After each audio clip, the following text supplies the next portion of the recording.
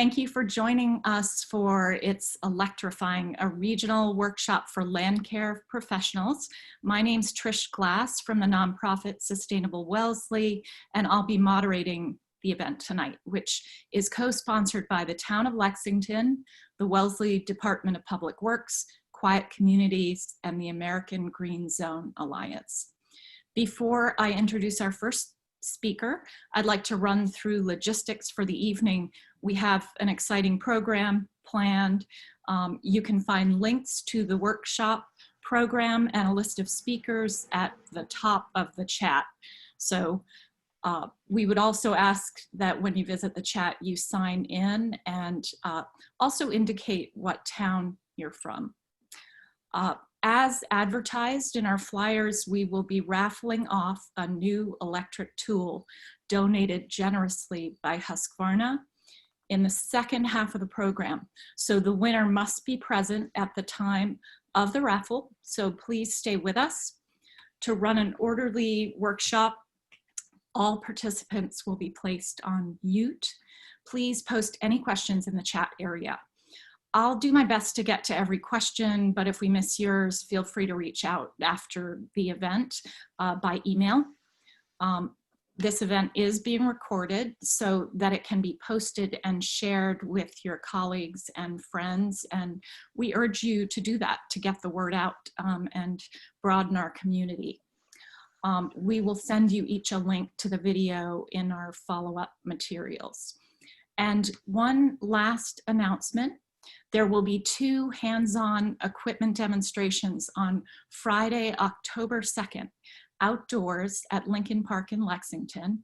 The first session will be from 10 to 11 a.m. and the second will be from 12 to 1. All Massachusetts COVID-19 regulations will be followed, so please bring your mask. Space is limited to 40 people per session, so please register via the link, again, provided in our chat. Again, so just to repeat that, it's an opportunity on Friday morning in Lexington to see some of the great equipment you're gonna see this evening up close and in person in a safe way. And we hope you'll make sure to take advantage of that by registering. And you could do that in the chat, or you can go to our websites following this event. Excuse me. And now to the program. We are thrilled to have with us today a guest who has special interest in the environment and sustainability issues, State Representative Michelle Ciccolo. Michelle represents Lexington and Woburn in the 15th Middlesex District in the Massachusetts House, and will kick off our program. Michelle, we are so happy to have you here with us this evening. Thank you, Tricia, and thank you to our workshop sponsors, especially the Town of Lexington and Town of Wellesley for all your work in innovating in this area, and Quiet Communities and the Green Zone folks, and of course Jamie Banks, who is really our motivator in so many ways and pulling us all together to do this great work. So I'm really pleased to be here with everyone and just really excited about the topic that we're going to be discussing tonight. You have a long list of speakers, so I'm not going to make long remarks. I will just say that in this day of COVID-19, the noise and public health implications of landscape equipment are very profound, and it's something that has for many years gone ignored by some. But as a representative, I will tell you that I get a lot of calls and complaints from constituents about the noise from landscape equipment and the concern around the emissions. And here in Massachusetts, we have the Global Warming Solutions Act, which was passed in 2008. And that requires a reduction in greenhouse gas emissions. And very recently, the House of Representatives updated our emission goals to net zero by 2050. So those of you who are following the 2050 roadmap bill that we passed earlier this summer know that it's now even stricter, our emissions guidelines ahead of us. And we are setting interim benchmarks and much stronger requirements to get to that net zero emissions faster. And thank goodness, we really have no time to waste. And each sector is going to have to do its part. And in the past, maybe we could have ignored landscape equipment and just considered that, worried about the transportation and building sectors. But we really need to make sure that absolutely every emitter is addressed and helping us achieve our Global Warming Solution Act requirements and our goals for our environment. I will say that I'm really blessed to have a district that full of activist citizens, and that's one of the reasons why I think Lexington is particularly engaged in some of this work. And we are also very blessed to have tremendous staff at our DPW. Dave Pinsnow, you'll be hearing from soon, along with a number of other staff members, and they really have responded so well to some of the constituents who have led the charge in their interest in this area. Before being elected as representative, I was a member of the select board, and I was working very closely with our noise committee, and Lexington's noise committee is working on local bylaws that they're bringing to town meeting this fall and next spring to begin the process of restricting the use of noisy equipment in our environment. So it's very exciting to see this coming to fruition, and I can't wait to hear all the speakers tonight, and I think you're going to really enjoy the program, and I'm so thrilled to see so many people participating tonight. Thank you.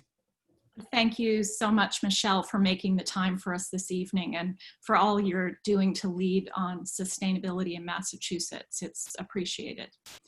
I would now like to introduce environmental health scientist Jamie Banks, who is founder and executive director of the nonprofit Quiet Communities and a co-sponsor and the key organizer of this event tonight.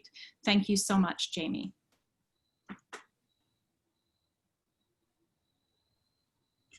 Go ahead, Jamie.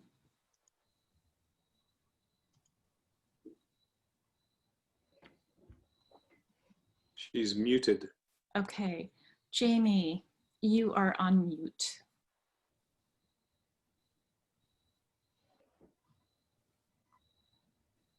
Hang on. I will text her.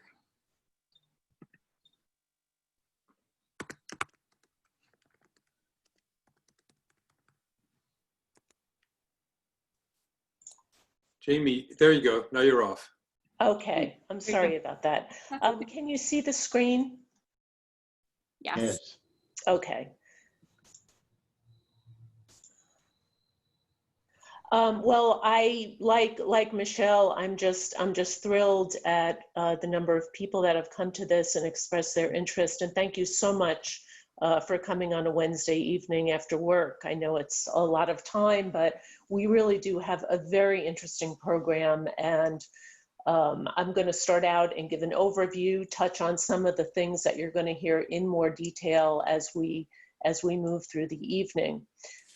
Before we start, I do want to thank again our hosts, Quiet Communities, my colleagues here, AGSA, the Town of Lexington, Town of Wellesley DPW, and then also Sustainable Wellesley and the Wellesley Natural Resources Commission.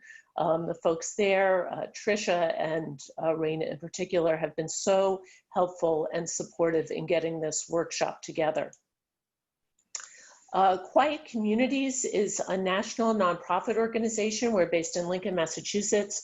We actually have a number of programs relating to noise and related pollution. But tonight we're going to be focusing on our Quiet Outdoors program. Our mission is to transition landscape maintenance to low noise, zero emissions practices, all for health and environmental purposes. I'm trained as a healthcare scientist. You'll see my background on the speaker roster. We take as an organization a scientific evidence-based approach to looking at the problem and to recommending solutions. This is just a list of our programs and services and some of our partners. Education outreach, we actually organize research, do our own research, partner with AGSA on its Green Zone program. You're going to hear a lot more about that, including the impact reporting that we do. government procurement programs. You're going to hear from Julia Wolf about work that we did at the state level here in Massachusetts. And then we have communications programs as well. So what we're here tonight to discuss is the impacts of gas-powered landscape maintenance. There is a lot of it out there today. The industry's really grown tremendously, and we now have gas-powered tools to do nearly everything that was once done manually. And in certain neighborhoods, this has become very problematic. What we want to do is move to things that are cleaner, quieter, and more sustainable, and healthier really for workers and for the public. I'm going to start out and just talk about the healthcare exposures from gas equipment. First of all, there's toxic and carcinogenic exhaust. This affects everyone, workers in particular, but also members of the public that happen to be in the vicinity. And it's particularly acute when there are a lot of machines working in a neighborhood. And we often see crews that have multiple blowers, trimmers, edgers, as well as industrial mowers, even on small properties. And this is a real source of complaints in neighborhoods, not only in Massachusetts, but all around the country. We also have things that are coming off the ground. On highways, it can be as toxic as lead from leaded gasoline that was never removed from road shoulders. The noise is a huge problem and has become more so in this time of pandemic. And then for operators, there are the additional exposures of harmful vibration from gas equipment, and also from all the toxic solvents that they're using, fuel and maintenance products. There's two types of gas engines in gas-powered equipment, two-stroke engines, and this really describes the handheld tools that we're used to seeing, leaf blowers, string trimmers, chainsaws, and so forth. And then four-stroke mowers. There's no longer two-stroke mowers. They've really been eliminated through EPA regulations and are much cleaner. And it's really the two-stroke engines that are the most polluting. When we talk about exhaust, there's a number of compounds that come off from burned and unburned fuels.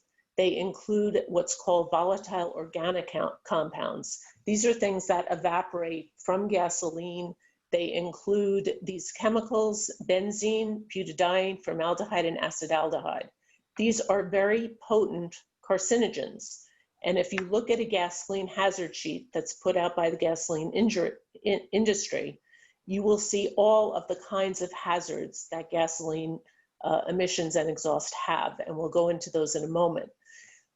These chemicals, when combined with nitrogen oxides in exhaust, can form ground level ozone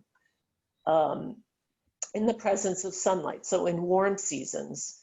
And then we have lots of carbon monoxide, which we're used to seeing in indoor environments as toxic, but in certain outdoor environments, this can also become a problem, and in enclosed trucks.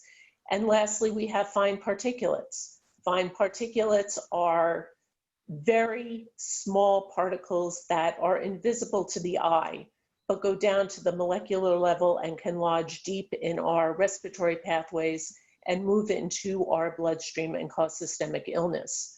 Now, the issue with this, unlike power plants, traffic, and other things, this is close proximity pollution. It's in our neighborhoods, it's concentrated, it's in close proximity to our airways. Again, especially for workers, children in the vicinity, and other nearby bystanders. Now, this pollution, this is really not on people's radar screen, but it's important to realize that these toxics, especially ozone, the volume of emissions is very large. And because vehicles, trucks, and cars, and so forth, have been cleaned of these emissions through stringent regulations, it's these engines that have been far less regulated that are causing most of the sorts of ozone pollution and other air toxic pollutions that we're experiencing today. And these statements from California Air Resources Board and EPA show just how dramatic the levels of those emissions are. This next slide comes from the American Lung Association. It's about ozone pollution and particle pollution, just what we've been talking about here. The health effects range from respiratory illness to cardiovascular harm, susceptibility to infections, and then other kinds of reproductive developmental harm. That includes autism and even dementia. And then premature death from being exposed to these kinds of pollution. And one thing to mention is that it doesn't take long-term exposure necessarily to have adverse health effects. More and more literature is showing that even short-term exposure to these kinds of pollution can cause serious health consequences. In addition to the exhaust, there's ground source particulates. This is particularly problematic in very dry conditions, and also with blowers that are directing high velocity air jets at the ground. Now, again, it depends on the surface that is being worked on. You know, highway shoulders, perhaps with heavy metals, lawns treated with herbicides, pesticides, tree roots. There's all kinds of things that can come off the ground. And I think looking at this list, we can agree that these are things better left on the ground than dispersed into the air where we can breathe them in and have them do us harm. And then lastly, with the exhaust, there are greenhouse gas emissions. Now this is, compared to other sources, this is less than 1% of total CO2 emissions. And yet, as Michelle pointed out, it's important that we address every source of greenhouse emissions. The visibility of making a transition to cleaner, more sustainable equipment is something we need to consider. This is really low-hanging fruit. It's something that we can easily do something about, show we can reduce this emissions, and the volume is more than 20 million tons annually. Now for the noise. 85 decibels is the occupational safety standard above which people start to have hearing damage. Now, this is a slide that comes from the National Association of Land Care Professionals, formerly called PLANET. Excuse me. It's a hearing conservation program for workers. And what this is saying is most of the equipment is noisier than the occupational standard, some more than 1,000 times. Now, compared to public health standards, it's many, many more times levels that are safe for either hearing health or general health. And I'm going to talk about that in just a moment. The other problem with gas equipment noise for many pieces of equipment is that it has a very strong low frequency component or a vibrational component. And this explains why loud noise from these machines carries over long distances. It's low frequency that can travel over long distances and has this very shallow wave structure, as opposed to higher frequencies that have something that looks more like the stock market and dissipates over shorter distances. And because it has that vibrational quality, it can readily penetrate through walls and windows. And this explains why communities are so distressed when equipment is in their neighborhood, because closing the doors and closing the windows really does not offer any relief from that kind of noise. Other worker exposures I mentioned earlier, vibration can cause neurological damage to extremities as well as other health effects, and constant exposure to fuels and solvents, both from inhalation and respiratory effects and solvents that carry through the skin. These are things that can be harmful to health. There's also environmental effects from gas-powered equipment. Every time equipment is refueled, there's some spillage into soil, particularly for small pieces of equipment.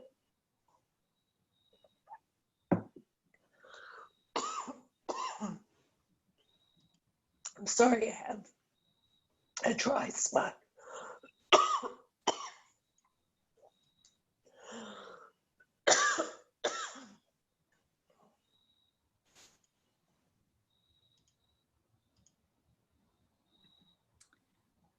While Jamie takes a pause, I am just going to remind you that if you have questions that you'd like to pose to any of the panelists, just type them in the chat section, and we're going to have 2 Q&A sessions, so we will try to get to all your questions. You're back. I think I'm back. I'm sorry about that. I had a dry spot. Understand. There's 17 million gallons of fuel that are spilled. That's 50% more than what was spilled off the coast of Alaska by the Exxon Valdez. And this is an old number from the 1990s. With all of the gas equipment we have today, it's probably quite a bit more. Now, in addition to fuel, there's also all the maintenance products that are used for gas equipment: degreasers, lubricants, detergents.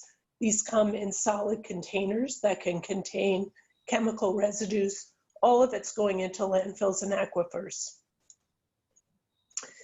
And then, ironically, as we're trying to maintain our landscapes, things like ground level ozone can actually damage plants. According to the USDA, it's one of the main sources of damage to plant health.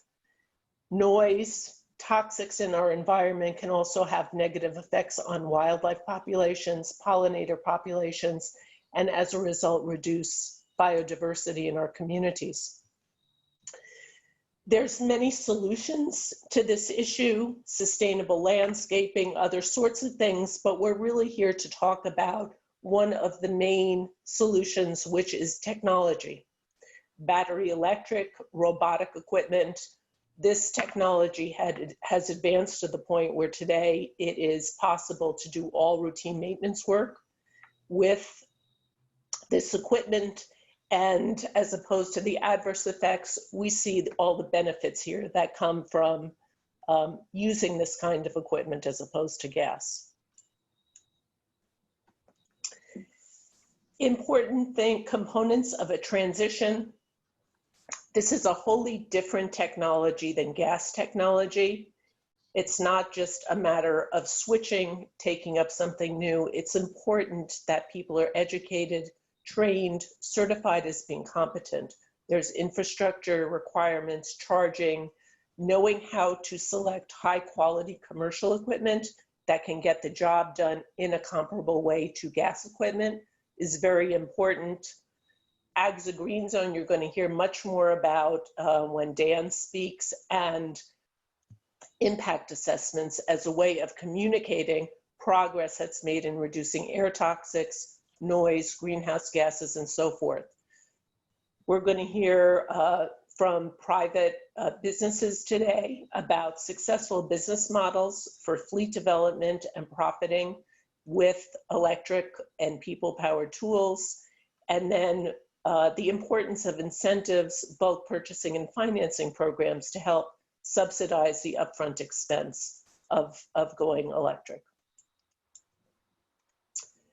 We have in the state of Massachusetts, as a result of action taken by the Operational Services Division in creating the first contract in the nation for battery-powered equipment, commercial grade, workshops that inspired several entities in Massachusetts to make a transition, including DCR, Walden Pond. You'll be hearing from Chris Hoffman, Park Supervisor, the town of Lexington, town of Wellesley, Mass DOT. You'll be hearing from Brian Camden, Supervisor out in Western Mass for Turners Falls Municipal Airport, UMass Lowell, UMass Amherst, and then a number of communities around the country, even in Alabama. So with that, I'll end, excuse me, with this thought.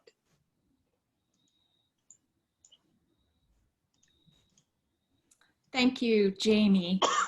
Our next guest is Julia Wolf of the Massachusetts Operational Services Division. Julia has been integral in shaping the first state government program specifically for commercial grade battery electric equipment. Thank you for joining us, Julia. Thank you very much for having me. Really excited to be here today. So I am the Director of Environmental Purchasing for the Operational Services Division. Do you guys have the slides? Didn't. Just wondering. Can't see them yet, but. Right. Let's see if Jamie has them. But I just want to thank the towns of Lexington and Wellesley, Quiet Communities, AGSA for inviting me to come and speak today about the battery-powered landscape equipment on statewide contract FAC 88. So you can go to next slide. So just a little bit of background about OSD, the Operational Services Division. If you don't already know, we actually establish and manage statewide contracts for 16 categories of products and services. Municipalities are eligible, and we encourage municipalities to use the statewide contracts. We have a robust environmentally preferable products procurement program, or EPP program, and we work to increase the number of products and those using EPPs in our contracts. So with changes in the marketplace for battery-powered equipment, due, I think, really in large part to advances with batteries, we partnered with Quiet Communities and AGSA a few years ago to establish the first in the country specs for commercial-grade battery-powered landscape equipment. And we have recognized this equipment to be equivalent in many areas to give conventional gas-powered equipment, and it offers additional health and environmental benefits as well. So we also conducted 2 trainings and sort of had trade shows, a couple of trade shows, and provided some level of technical assistance to a few of the public entities to help them navigate this transition, as Jamie was talking about. So next slide. So in 2018, we developed the specs with the main goal that this equipment really needs to be comparable in power to their gas counterparts. Otherwise, people wouldn't choose to use them. All the specifications are found in Combis, which is the Commonwealth's online bid and record center. So I've included a link here, which goes actually directly to the master blanket purchase order in Combis, which has all of the specifications and all of the information about the contract. Next slide, please. So we awarded 4 vendors for category 13 on FAC 88 for the commercial grade battery powered landscape equipment. And we're in the process right now of adding additional equipment to this category. So if there are things that you would like to see, different types of equipment that would meet the specs, reach out to the vendors, ask them to add those products to their offerings. So there's also a lot of other landscape equipment on this contract, so I'd encourage you just to take a look at the offerings on the contract. And just to note that municipalities are actually the largest overall user of this particular contract. Next slide. So we also developed a tool that could help in comparing battery-powered options to a gas counterpart. And this may be useful to you as you're looking at pricing over time. So I encourage you to check this tool out, which is also located in the Combis master blanket purchase order link that was on the previous slide. Next slide. So this tool can help calculate estimated return on investment, and it provides some estimates in carbon dioxide emissions, which can also be useful if you're trying to measure emission reductions. Next slide. So here are some public entities that, that have transitioned or committed to transitioning to battery-powered landscape equipment. Jamie talked about them as well. We were super excited to work with the 13 of the municipal airports that have received multiple pieces of equipment through DOT's Mass Aeronautics program, and they're using them. UMass Lowell told us that they purchased a few of the ride-on mowers, and their staff love them so much that they would come in early just to be able to sign them out before others got there. So I love that story, but we're starting to hear more and more stories like that. Next slide, please. So here are just some links to additional information and my contact information. And the contract manager is Brendan McHugh. So if you have any particular questions about the contract, I'd recommend reaching out to him, but you can always reach out to me as well. We are here to help and help you sort of navigate trying to find the equipment that you're looking for. So thank you very much. Thank you so much, Julia. It's very exciting to see how Massachusetts is moving ahead. And it's also great, this video is going to be such a great resource, as you can see with the contact information. So the goal is sort of to create a community here so we can all move forward. Next up is Dan Mabe, President of American Green Zone Alliance, AGZA, who has worked with quiet communities to organize this event. Dan will tell us about AGZA's Certified Green Zone program, training and certification courses, which are transitioning the nation's landscape practices to zero emissions and a low noise approach. Thank you so much, Dan. Yeah, thank you, Trish. And I just want to thank everybody that helped organize this event. I see a lot of familiar faces. It's glad to be back here in Massachusetts and engage with all of you. And again, thank you for all of the participants taking time out of your evening. I don't have a lot of time, so I'm just going to kind of go right into it, if you will. So Jamie, can we go to the next slide, please? Okay, the American Green Zone Alliance, otherwise known as AGZA, our mission is to help lower the impacts of the grounds maintenance industry. I do come from the gas industry. I worked in this industry since I was very, very young. And I used to have a gas business. And so when I present to you, it's through the lens of a former gas operator. AGZA has 3 primary programs to help transition to these lower impacts that I'm going to describe in slides that we're going to see in a couple minutes here. Now, one is our Green Zone certification. That is property transition. I want to congratulate David Pinsino and the town of Lexington for basically getting their first AGZA certified green zone over the finish line. And that has been done with quiet communities and our ELF impact reporting and inventory reports that are generated with these projects.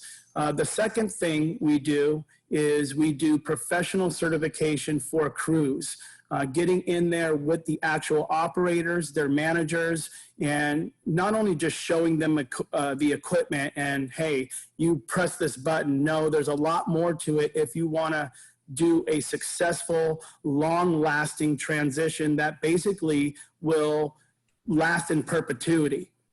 And then the third thing we do is our AFTC certification. AFTC is AGZA Field Tested Certified, and that is for tool platforms. Next slide, please. Okay, so we're not heavy on the impact slides because Jamie went into a lot of those impacts, but the slides that we're making, again, are from a person who's worked in this industry and with gas tools for a large portion of my life. Of course, at the top, we see the noise in the middle and the emissions on the top left, but I can tell you the vibration that you see there, I experienced numbness in both of my hands from operating gas tools for so many years.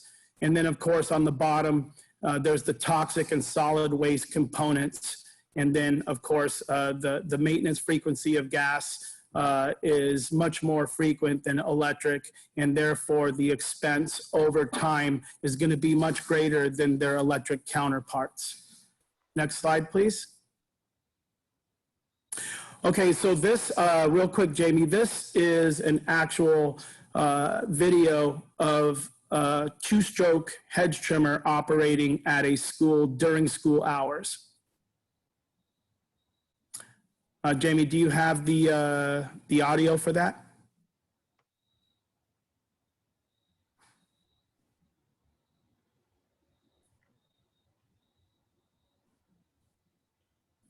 Yeah, you're going to turn the audio up on the right-hand side.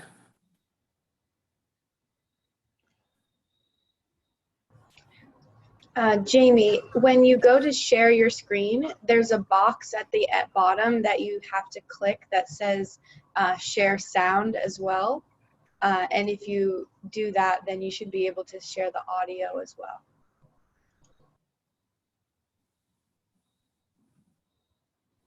Yeah, and again, these are all new, these types of presentations, but if we can get the audio, you can really understand what the noise profile is in real life.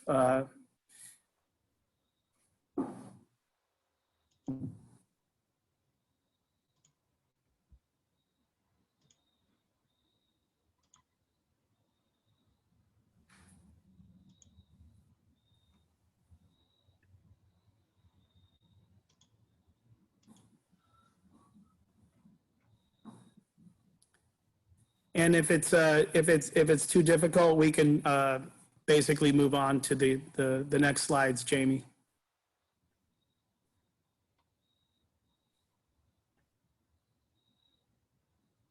Let's move on, Dan. We can always post it in the Sure. chat or come back to it. It's Sure. Jamie, if you can bring the presentation back up.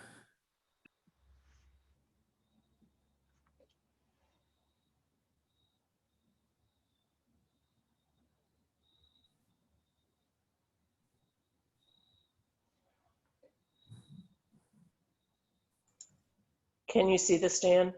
I can. Okay. Do you want to try the video? Sure. We can try the parking lot tune-up. Okay, let's see.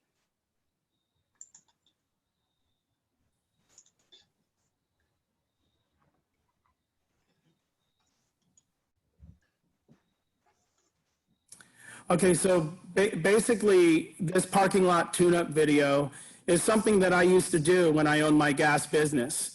And basically what we're filming here is a gardener who extends the life of his filters, his spark plugs, by basically washing his parts in clean gasoline. And then afterwards, there's really nowhere to dump it. So, you know, he admits, and it's something that I'm not proud of, but I used to dump it in the ground in the bushes. So it speaks to some of the slides that Jamie had presented previously, what the impacts are of gas equipment cradle to grave throughout their lifetime. And when you use the electric instead of the gas, it really does eliminate a substantial amount of those impacts. Next slide, please.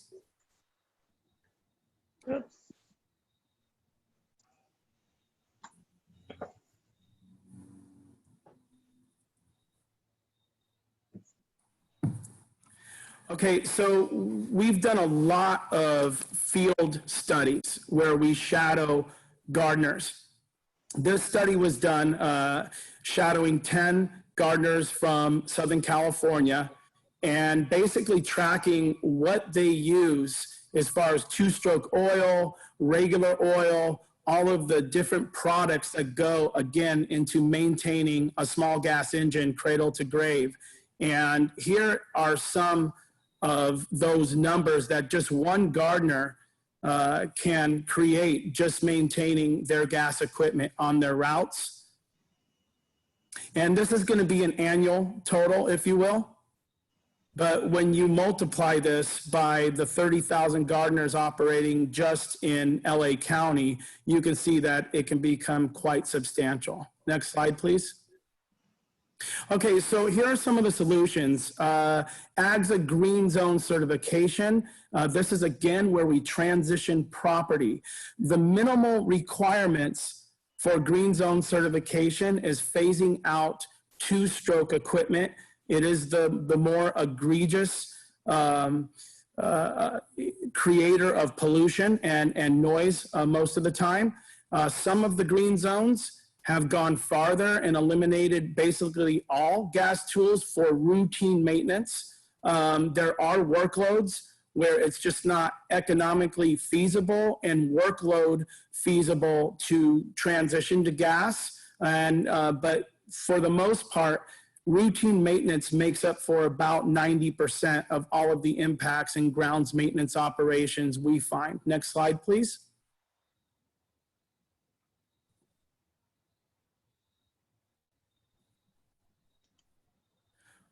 Okay, so that was the nation's first, well, the world's first perhaps, but it was very well received. There was city council, mayor, we actually had some members of Congress and actually a senator present to support the certification. Next slide, please.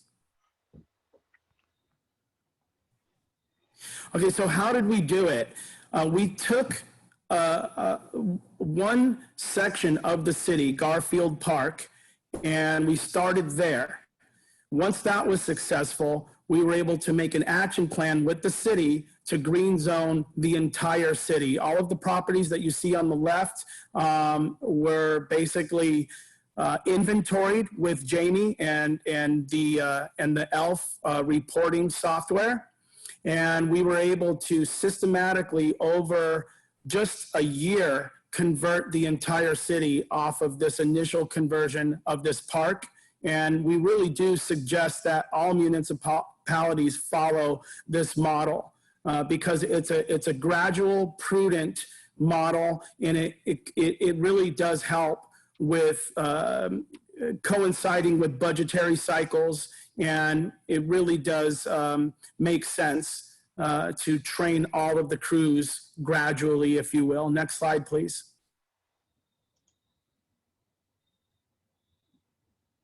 Okay, so after that, we were able to do the golf course in the city. This is a par 3 course, but we were able to reduce the carbon emissions overall by 70% at this golf course. The greens mower that you see there, it was initially it was an electric mower, but it had lead acid technology, which is not the lithium that we see today. So I just want to give you an update. We converted this mower to lithium, and I'll show you with what cells. Next slide, please. These are actually repurposed Tesla Model 3 cells. So we were able to build out some packs and convert it to lithium, and ever since we did, there have been no issues with that mower. Next slide, please. Okay, here on the East Coast, of course, yes, Quiet Community, so instrumental. I see Lucy Weinstein that is attending tonight. Thank you, Lucy, for also being a part of making this project happen. We're very happy that and proud that this was the first AGSA certified green zone on the East Coast. We did East Quogue Village Green and Town Hall. Next slide.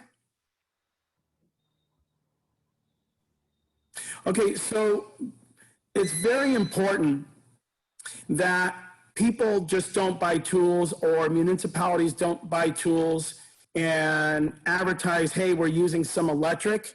We really do encourage this communicating progress of ELF, environmental landscape footprint. And here's just a snapshot of what ELF looks like. And it really is instrumental in helping initially to understand what your gas fleet is doing, and then you're able to strategically go to the hot spots and start to make changes in those hot spots. And then gradually you're going to, of course, with the previous model, the South Pasadena model, be able to expand this footprint, if you will, to encompass the entire operations. Next slide. Okay, so this is what Southampton actually did. They were able to really understand overall how much impacts their operations were generating, and out of the certification and the impact reporting, they actually passed legislation that all of their handheld tools will not be 4-stroke, they will not be 2-stroke, they're actually all electric. Okay, lithium battery technology definitely has been a game changer for this industry. Back in the day when I had my all-electric business back in 2007, I was using stuff with cords, lead acid, nickel cadmium equipment. Now that lithium is here, I wish I had this technology back then, but basically it's not just the lithium cells, it's the PCU boards, it's the battery management systems and the advanced circuitry that help bring this chorus of engineering to help these tools rival their gas counterparts. Okay, so basically, here's the simplicity of an electric tool.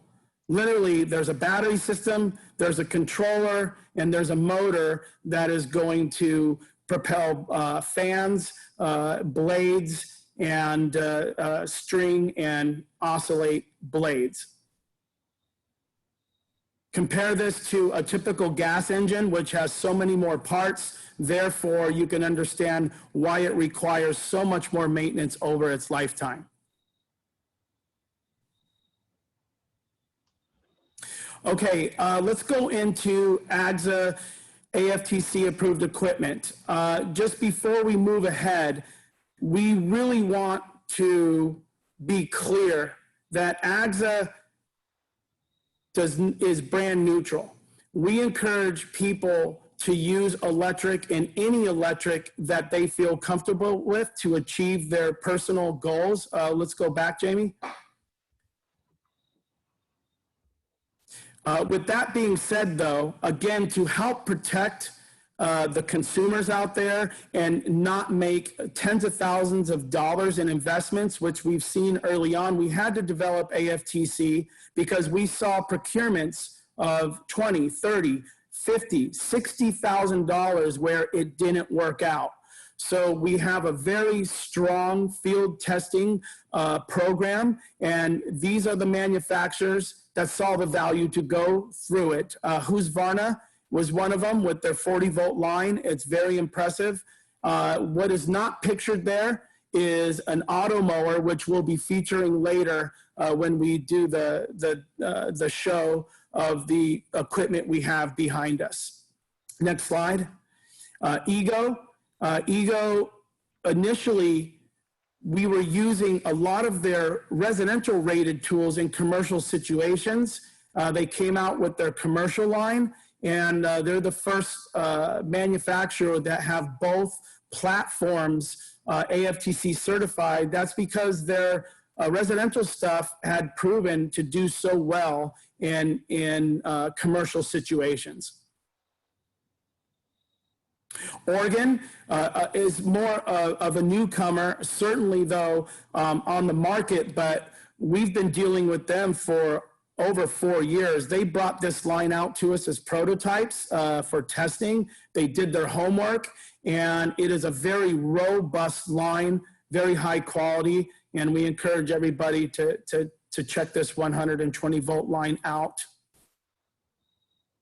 And then steel, we go back almost 9 years. Their AP line featured here was used to create the first commercial AGSA green zone at the Malibu Country Mart.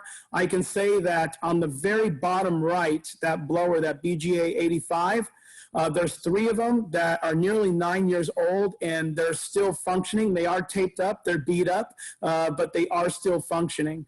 But that's just a testament to some of the quality and engineering that steel has produced. And then for the larger mower platforms, it is Mean Green. I was a customer of Mean Green and initially, and of course, their product speaks for itself. They now have a 74-inch that is on the market. This is an older slide that says coming, but we may have a Mean Green out there on Friday from Casons. But we definitely encourage everybody to look at what they have, and I think you're going to be very pleasantly surprised with the quality, the performance, and actually durability of all these tools, because we've tested them and put them through, through some tough situations. Okay, cost of operations and profitability. Okay, so we're just using a couple of quick examples here. Again, that's a little bit older slide. You have this mean green that is nearly twice as much as this X-mark. X-mark is a very common gas ZTR that we run into at a lot of our projects. So the national average, you'll find different sources, but you know, we know that it's anywhere from $5 to $7.50 an hour to operate, depending on what region of the country you are and where that cost of gas is. Depending on how much you pay per kilowatt hour, it's gonna range from 50 to 70 cents an hour. And basically, you're just gonna do the simple math on your operating hours, and then you can calculate what your savings per year is going to be with just basically powering the mower, gas versus electric, and then the maintenance, the maintenance involved by changing a component or a motor for the electric, or maintaining and doing tune-ups on the internal combustion. Okay, over time, and we've seen this, we'll go to places, we'll start projects, we'll see SCAGs, we'll see hustlers that are over 10 years old and running quite well. They've taken great care of them. But when you look at this 10-year graph, at the top, you see the 94,000. This is a 10-year graph of the worst case scenario. It's an older mower. It's not really fuel efficient. It's probably not fuel injected. But over its lifetime, operations can spend nearly $100,000 on one ZTR, you know, on a 10-year chart here. Best case scenario is the lowest cost for gas. It's well maintained, it's fuel injection, and you can spend up to $45,000. For the electric counterparts, you can see over a 10-year period of time, just paying for kilowatt hours and electricity, and then changing components, you're gonna look at that range as substantially lower. Okay, so for backpack blowers, we have great relationships with a lot of the manufacturers who manufacture gas and electric. We are privy to fuel burn rates of a lot of the top models out there. When you factor in adding two-stroke oil into gas, shaking it up, creating the mix for a two-stroke operation, not only, like we mentioned, it's very toxic, but it's also more expensive. We have an average here, what we feel is a safe average at $1.45 an hour to operate the most industrial models on the market, two-stroke blowers. And then their electric counterparts can operate anywhere from 18 to 25 cents an hour, of course, depending on the kilowatt hour cost. And then again, you plug in your hours, and this gives you an idea of what those savings are going to be over time. And then you can calculate when your ROI is going to be. And that does it for tonight's presentation, and I'm happy to answer any questions later on. And then if you're going to be coming to Friday's tool demonstration, then I can really give you a lot more details about the equipment from a third party independent view with the reps there as well. So thank you very much. Thank you, Dan, and thanks for your work educating us and really in getting results. It's inspiring. Dan will be back later in the program to lead the equipment demonstration, and he'll also be leading the live sessions on Friday. We're gonna leave questions until the end. We do ask if you haven't signed in to do that in the chat area again, just wanna remind people. And now I'm just going to move along in the program. The next panelists will describe to you how they lead by example in the public sector. Let's begin with Lexington DPW Director Dave Pinsino, who through his initiative to transition to an electric fleet in Lexington is leading municipalities in the state. Thanks, Dave. Okay, thank you. So I'll talk a little bit about how we got the program started in Lexington. It was really, we worked with the Select Board and the Sustainability Committee. We worked on a number of initiatives, and one of the ones they really asked us to look at was electric equipment. It was newer to the market. We have a very active noise committee as well. So we wanted to look at different things that we could do. As a municipality, we weren't all that familiar with this process or what we needed to do to get started. So we partnered with Quiet Communities and AGSA to do that. And you saw some of the slides, the impact assessment, what we would need to do to transition to electric equipment, and then go for that certification program. So one thing I want to stress is we are, I think as Dan mentioned, we are doing this in stages. So we didn't just junk all of our gas-powered equipment and jump into electric. We wanted to make sure that it worked for what we were doing, that we had the right equipment in place, and we had staff buy-in for that equipment. So we really worked with our public grounds staff, worked on how we could transition some of our equipment from gas-powered to electric, really looked at those two-stroke engines. And really from the employee standpoint, it was all about safety and environmental factors for them as a worker. And you've seen some of those displayed already in other presentations. So what we did is we looked at properties that we thought we could transition this to, or where it would make sense. And we looked at our downtown corridor. So it has our town hall, our library, Cary Hall, which is a kind of like an events building. So a lot of places where noise really comes into play, where there's a lot of contact with the public as we're out doing our tasks during the day. So looking at those properties and identifying these would be places where this electric equipment would help. One of the biggest things that we did too is we were part of hosting that workshop here. So we did get to see some of that equipment, but we worked with Dan and AGSA. We had equipment manufacturers come out to us to demo some of this equipment, because again, I didn't want to just purchase any old electric equipment and say, here you go, staff, now use it. We really wanted them to get comfortable with it. So they tested things with backpacks, without backpacks, different weights to string trimmers and things like that. So really got the buy-in from our staff. We're a union environment, so getting that buy-in was crucial to us. Once we looked at that equipment, we went ahead and purchased it.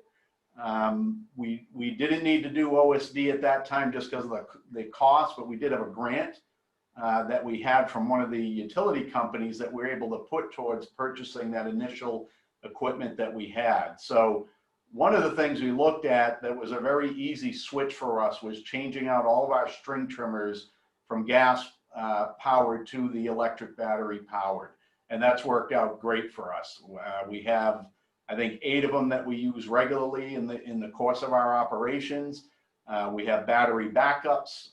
They pretty much will last the day for the crew that's out there. So that has worked out very well for us. In that process, we also ended up, we went with one company and model, and our guys were having some issues. So we looked at a different one, we demoed another one, and we've actually switched to a different manufacturer now. So, and the crew seems to be very happy with that switch. We also introduced the handheld blowers. So we've got that introduced into the mix. And again, with the blowers for us, we were looking at anywhere from May to about October, end of September, beginning of October, where using the electric blower to get grass clippings on a sidewalk or minor debris works very well for us, and there's no reason not to do it. We do use the gas powered in the early spring and the late fall for that heavy leaf cleanup. So we're still working on those things, but it's really, again, doing this in stages. One of the things that we did, and we actually just secured the purchase order for us, we took advantage of, as Julie mentioned, the OSD contract, FAC 88. So we're purchasing 2 of the Green Machine mowers. And again, we're going to implement those into our downtown area and into that crew. So another electric option for us to perform our tasks in that area.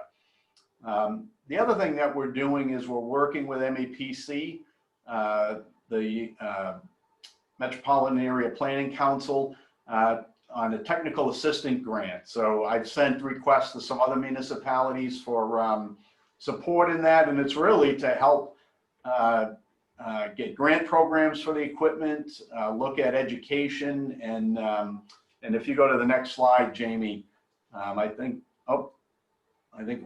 well, I must have missed putting a slide in, but it's really, we're looking at bulk purchasing, potentially setting up a tool barn for municipalities to use, and the education and training component, which I think are key pieces to that. So this is just a highlight again of that downtown area that I mentioned. If you go to the next one, Jamie. Oh, I think we went backwards. Yep. So again, this is just some of the equipment. This is at our town hall complex. We've got a police station, as I mentioned, the events building, and the town hall. So we have electric mowers, push mowers, next one. We've gone with the electric string trimmers, and we've gone with the electric blowers again into our operation. So if you go to the next one, Jamie. And then this machine is actually now going to be replaced with an electric mower. So we've got that on order. It probably won't make it for this season, but come spring, we'll be able to do all electric equipment for the maintenance of all of these properties that are in our downtown area. So if you go to the next slide. So this is one that Dan had before. As I mentioned, we partnered. We had a detailed report on this to do, you know, a number of things really. Educate us, educate the town on what the difference was between the gas and the electric. Some of the areas where we could recognize not only cost savings, but environmental benefits and noise benefits, both to our staff and the public. So we found that a very helpful tool, that report, that we could then apply in order to help us get some of this equipment and start implementing the program. So if you go to the next slide. So what we're doing moving on, and again, as Dan mentioned, we're starting out with the town hall complex. We would like to now bring the AGSA over to where our historic area is, the Battle Green, the Visitors Center, the Buckman Tavern. We have a small park area in the center that we want to expand into. We have our library. So those are some of the areas that we'll be working with to expand that electric corridor through town of using this equipment. We are purchasing that larger electric mower. We're researching some other equipment that we could potentially swap out. So we have our forestry staff. They're demoing different chainsaws from different manufacturers to see what may or may not work. So there's some of those other things that we're looking at, what we can add to our equipment maintenance and our grounds maintenance program. Again, that we have buy-in from our staff, and it's going to do the right job for us. So again, we're looking at MAPC, working with them to try to get this grant program going, and really to take that lead. One of the things we looked at is if we're going to be asking residents, and if we're going to be asking landscapers and contractors to start thinking about this and doing it, as a town, if we weren't doing this program, it would be harder to make that ask. So we wanted to take the lead in that, put our foot forward and say, hey, we're able to do this in stages. We've been able to implement it here. This is working for us. This didn't work for us. How that all factors in, we're recognizing savings. The crew likes using that equipment. They're already seeing some of those benefits, not having to haul around the mixed fuel cans, not getting a lot of that particulate not getting the fumes, not getting the noise. So, you know, we wanted to make sure that we were doing our part, that now we can ask other people to, hey, if we can implement it, you know, there's ways or things that you can do as well. So we want to see that continue to move forward for Lexington. So that's what I had. So I will turn it over to the next panelist. Thank you so much, Dave. And, you know, thanks for serving as a resource too. I'm sure you're going to be hearing from some other towns, you know, who are looking for, again, what has worked and what hasn't worked and how to move forward. So next, we are grateful to have Wellesley DPW Director Dave Cohen with us to talk about the town of Wellesley and progress there. Thank you so much, Dave.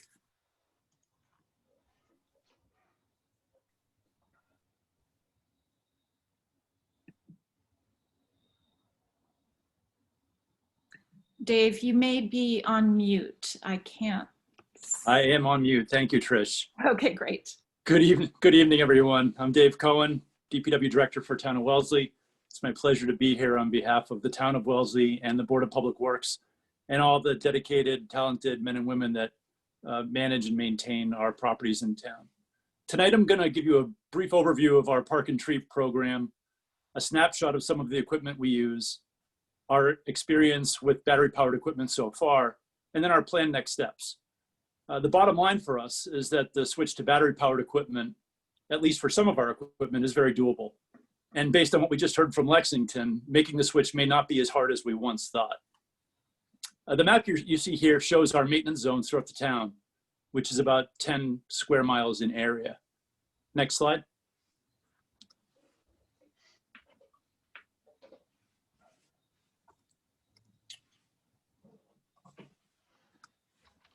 So here's some statistics to give a sense of our maintenance responsibilities. As you can see, we have about 640 acres of passive areas, including walking paths, parks, and conservation areas. We also have about 255 acres of recreation areas, including playing fields, playgrounds, courts, and the town's pond and beach areas. And in addition, we maintain 6,000 public shade trees, and in partnership with the town's Natural Resources Commission, we plant about 100 trees each year. And we also maintain other areas, including municipal parking lots and over 60 landscape traffic islands. Next slide. To take care of all that, we have a staff of 17 landscape and tree care professionals, and they use a wide variety of equipment to get the job done on a daily basis. Our equipment includes, our roster includes 18 blowers, 35 trimmers, and 25 chainsaws. We have lots of other equipment to get the job done, but for the purpose of our electrification initiatives, we're first focusing on these units. And as we just heard Dave mention, we think these are the low-hanging fruit for us to be able to move into the battery-powered equipment. Next slide. So about a year ago, we dipped our toes into the water. We purchased our first battery-powered units. And here you can see a couple pictures of our horticultural technician, Wally Caban, demonstrating a couple of the units that we purchased last year. And although some of our folks are looking forward to trying more equipment, there are others who are still skeptical. The concerns that I hear most frequently are related to durability and battery life needed to get the job done. And I'm really encouraged by what I've been hearing tonight. And part of the reason why we wanted to participate was for us to learn what can be done. And so really good information coming our way. So some of the key feedback and takeaways from our sort of pilot tests so far. In general, we found that the battery-powered units are lighter and quieter than our similar gas-powered units. In our experience, a fully charged battery will make it through a full typical day with intermittent use. If you use it continuously, you'd probably get 45 minutes to an hour before needing a recharge, but that's not typically the way we would use our equipment. And as I mentioned, our test units are quieter and lighter than the similar gas-powered units, and overall received really positive feedback. And as I mentioned before, the biggest concerns for us are the durability, reliability, and being heavy duty enough to get the job done. Next slide. So for us, the next steps to help move this initiative forward We've included an item in our FY22 budget to help accelerate purchase of replacement equipment, along with chargers and batteries that might be needed. As I mentioned, we're first focusing on line trimmers, blowers, and saws. These units should be relatively easy to start integrating into our equipment fleet. We're also keeping an eye out for advancements with bigger equipment. It was good to see some of the larger pieces of equipment there. That's something we've got our eye on for future steps. And we're really interested to demo units and see what's available. And then finally, we're taking a look at the feasibility of establishing green zones to further promote the use of cleaner, quieter equipment for landscape maintenance. This kind of initiative can help raise more awareness for the topic, and it can also help us stretch out of our comfort zone and help us make our community a healthier place to be. In the meantime, we remain open to new advancements. We're looking forward to the new technology that will come down the road. Overall, what we're finding is that the experience of transitioning to battery-powered equipment, maybe it's not so shocking. Thank you. Thank you, Dave. And I like that headline, it's not so shocking. And now I would like to introduce Chris Hoffman. He's the Parks, actually before I do this, I just want to make a plug for the raffle at the end of this program. I hope you'll stay on. I'm gonna draw out of a hat and someone will win a piece of equipment. So it will be wonderful to have a crowd. So now I will introduce Chris Hoffman. He's the Parks Supervisor of Walden Pond for the Massachusetts Department of Conservation and Recreation. Chris will talk about how he has led the department in transitioning to battery-powered landscaping equipment. Thank you, Chris. Thank you, and thanks for having me. Just want to thank the town of Lexington and Wellesley and Quiet Communities for putting this together tonight. Just want to make sure you guys can hear me. It looks like you can. So last year I was approached by Julia at OSD and Jamie at Quiet Communities to think about transitioning Walden to battery-powered landscaping equipment. So I met with Jamie and we went over kind of all the equipment we have, and it was, you know, the mowers, weed whackers, blowers, and we started talking about what we can purchase to transition at Walden. So just to back up a little bit, Walden Pond is part of the Department of Conservation and Recreation, which is the state park system in Massachusetts. We own and manage a wide variety of properties everywhere, from parkways, which have a lot of maintenance, to forests and swimming pools and things like that. But I think they thought about Walden because we have a new LEED certified visitor center that has a solar array that generates 100,000 kilowatts of electric power per year. So it was kind of an easy fit. Also, Walden Pond is home to the writer and philosopher Henry David Thoreau, who is an environmental leader and someone that we can kind of point to in today's climate, but also just he was ahead of his time in terms of American environmentalism. So we actually got a budget from the Department of Conservation.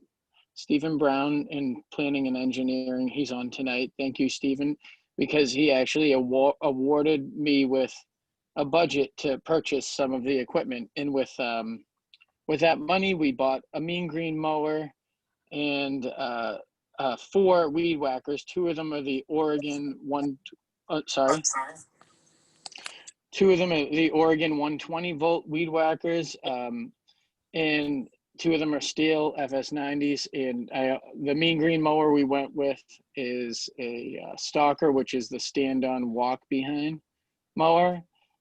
We also purchased 2 backpack blowers, which are the Oregon 120 volt as well. And I just want to say, working with both Mean Green and Oregon has been great.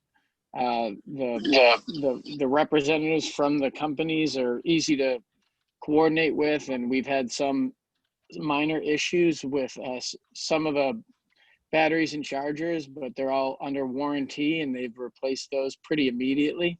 And just want to kind of point out that, so Walden doesn't have a huge area for grass, but we have been adding turf areas with the new visitor center and the mean green mower, the weed whackers.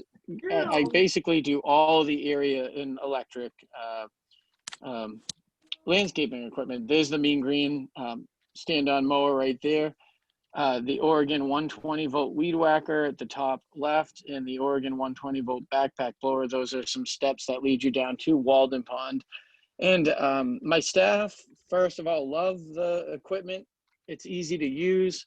And like Dan may have said from AGSA, just the noise benefits for the employee and the vibrational benefits, I mean, they're kind of outstanding. And like the visitors as well, I mean, it's a lot easier to kind of stop the equipment. So say you're running a traditional 2-stroke backpack blower, when you stop using it, it still idles. So there's still a noise element if someone's walking by.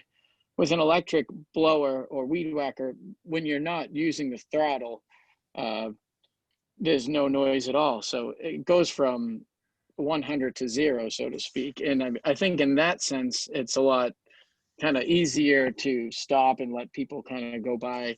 But also another thing that I've noticed when we're using the weed whackers or the blowers on the road, you don't need as much hearing protection. Therefore, you're safer. So I can hear a car coming, or I can hear someone walking by me when I'm using them, and I can, keep myself safe or stop using the equipment. So that's another added benefit that I kind of found on my own. And I don't want to keep it, I'll keep it brief since we have other speakers, but that's kind of the overall, that's the equipment I'm using. We have other pieces of equipment. I have a steel MS-161 top-handled chainsaw, which is great for pruning, and it's a climbing saw, and we've used it that way. And Oregon has let us kind of demo other equipment, a pole saw and a push mower, and I'm happy to kind of keep with this trend and buy more equipment. But right now, what we have is working really well, and I can do most of the areas, if not all, for regular routine maintenance with battery powered equipment. And my staff, some of them are hesitant, but the ones who, once you use the equipment, I mean, it's kind of a no-brainer.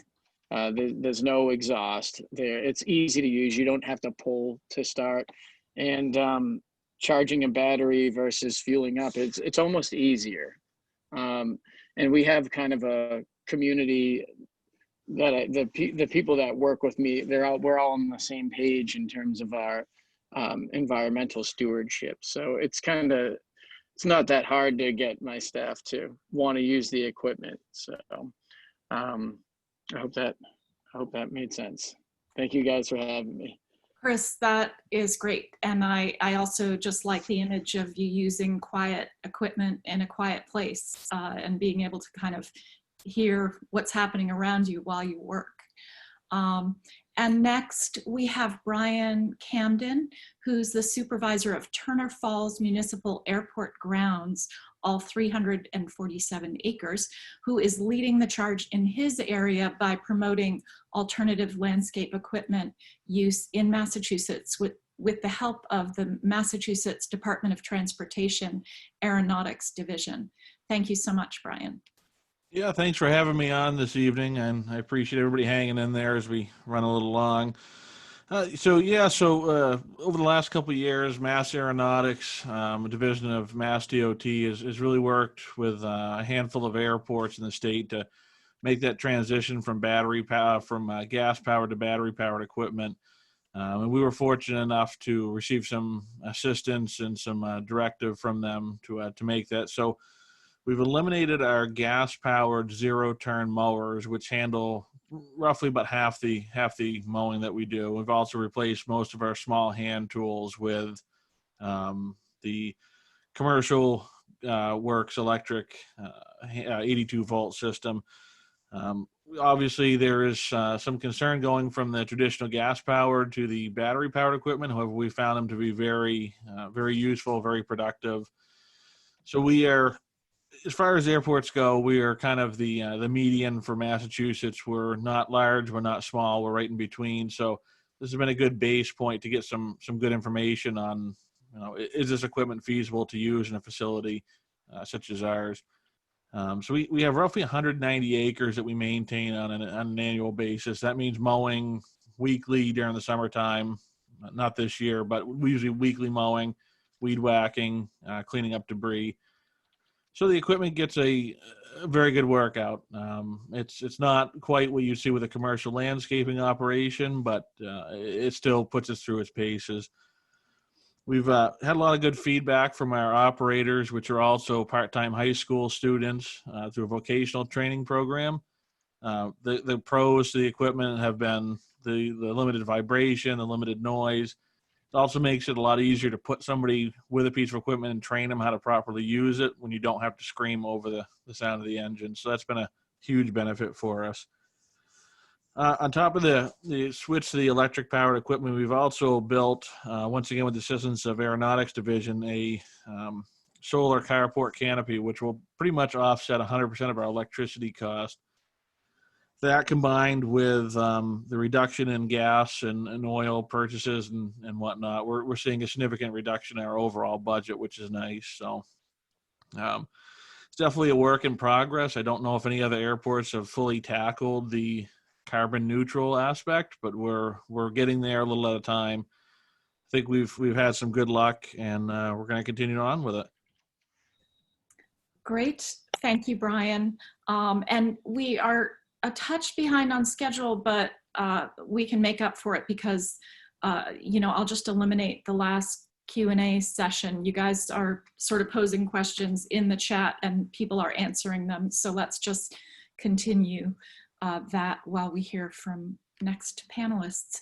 Now we're going to hear from a few business owners who will share their experiences about making the transition to electric lawn care equipment in the private sector.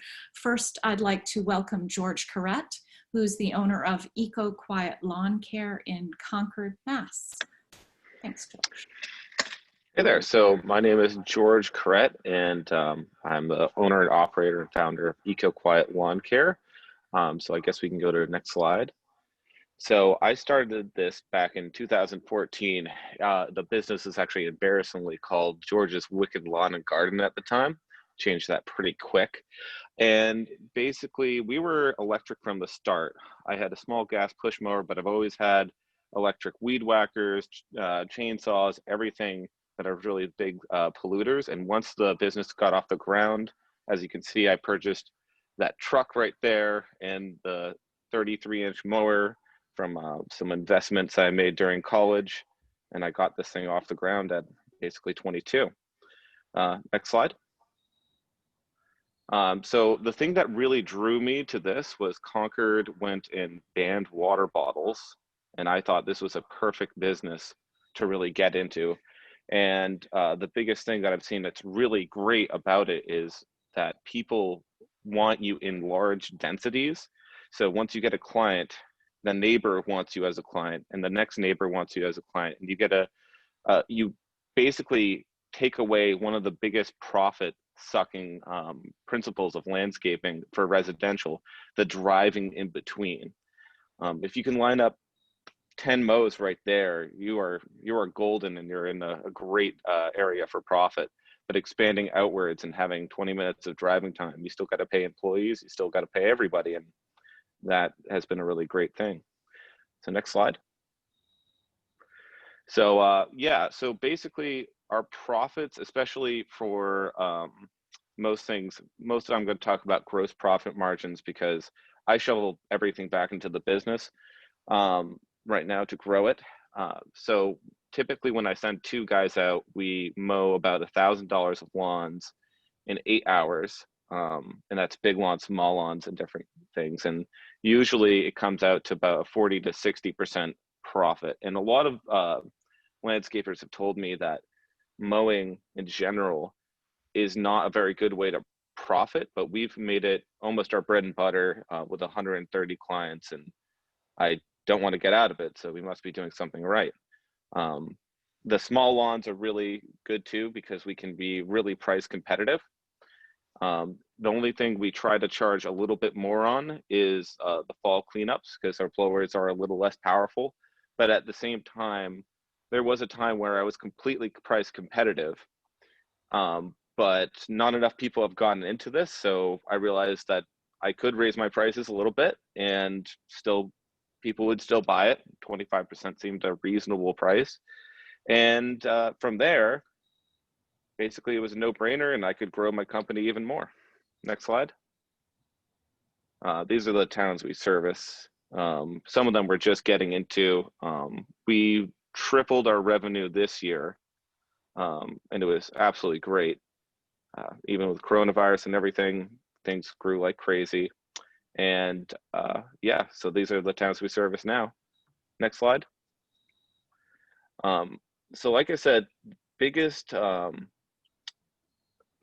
misconception, I guess, with electric is that it's hard to grow an electric landscaping company.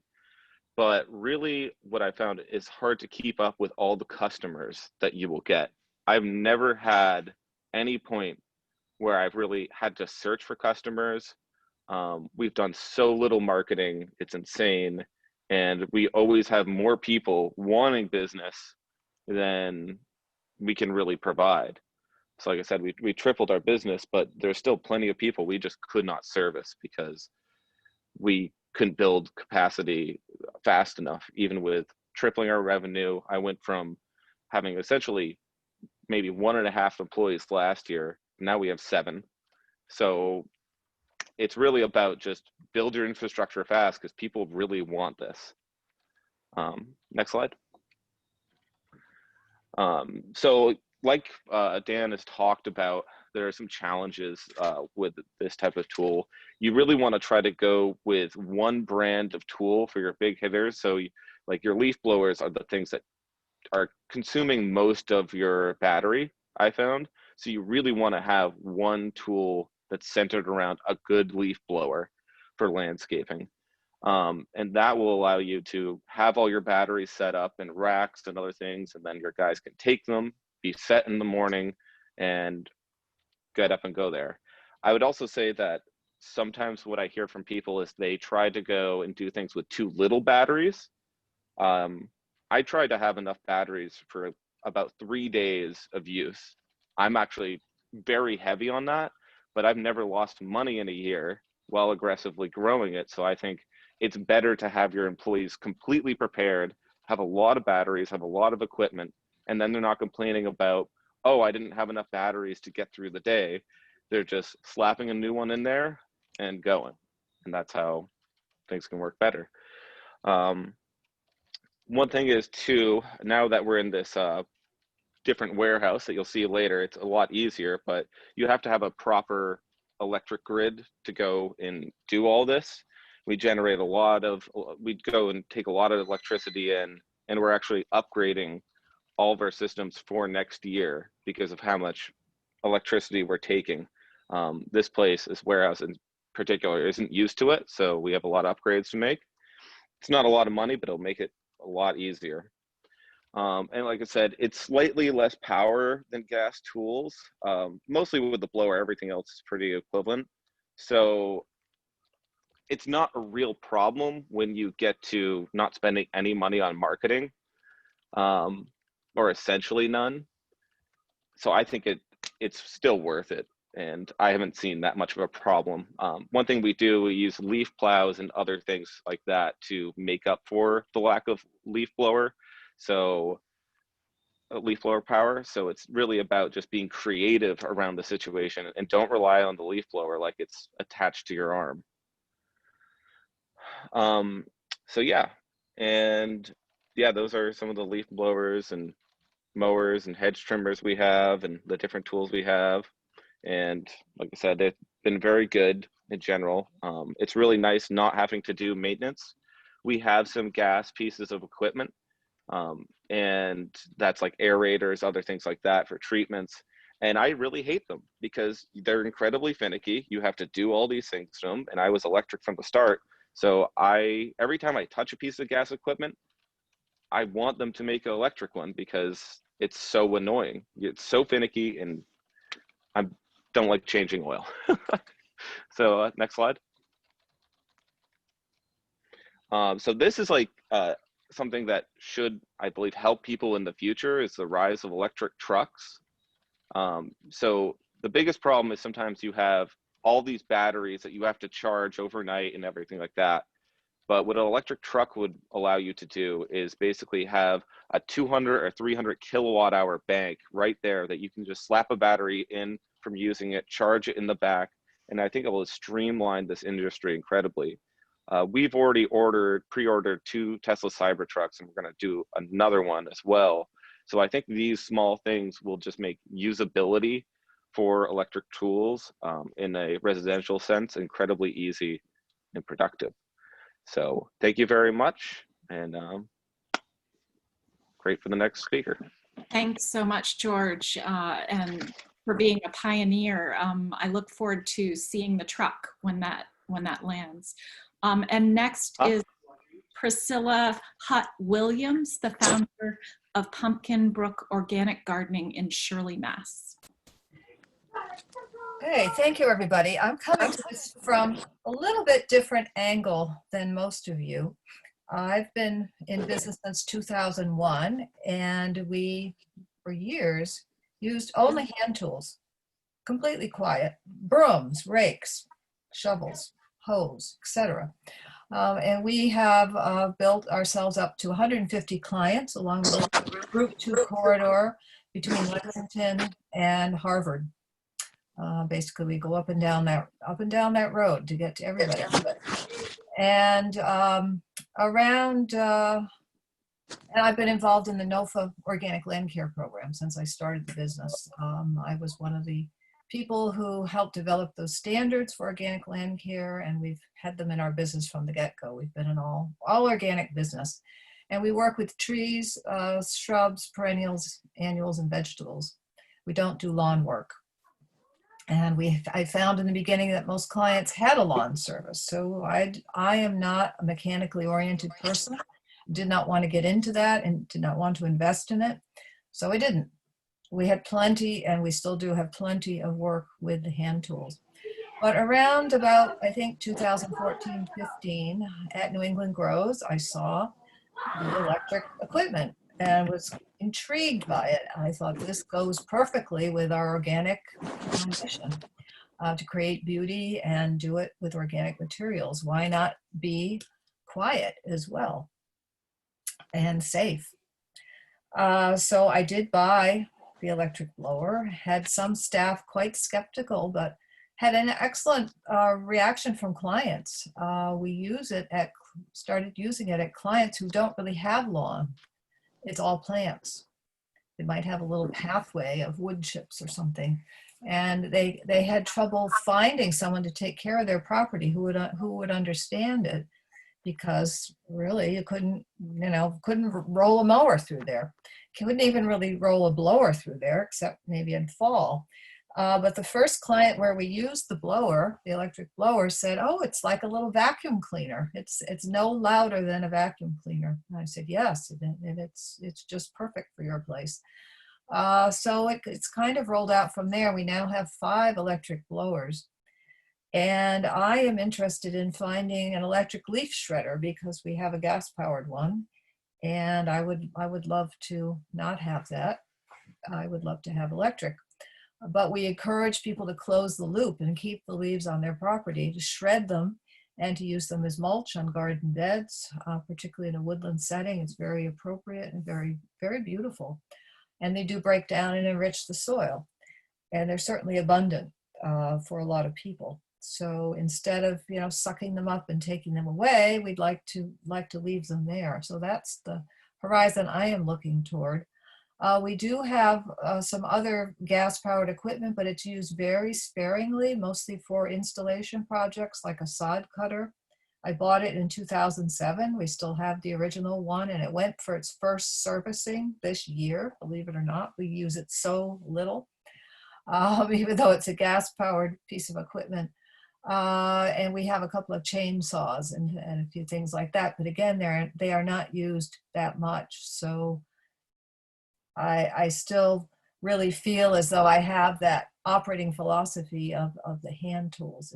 On many days, we do only have the hand tools going. But as we move into fall, and of course we have an early leaf drop this year, the blowers are going to be back out, and we have found them useful on banks of mass plantings that catch leaves like cotoneaster.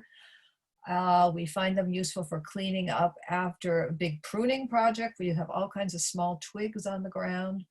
It's a very quick cleanup, or you have a hard surface like surround around a pool where you've just done some pruning and you need to clean up. These are good places where we use our electric blowers. So I'm looking forward to tomorrow's talk and also to the electric demonstration on Friday. Thank you so much. Thank you, Phyllis.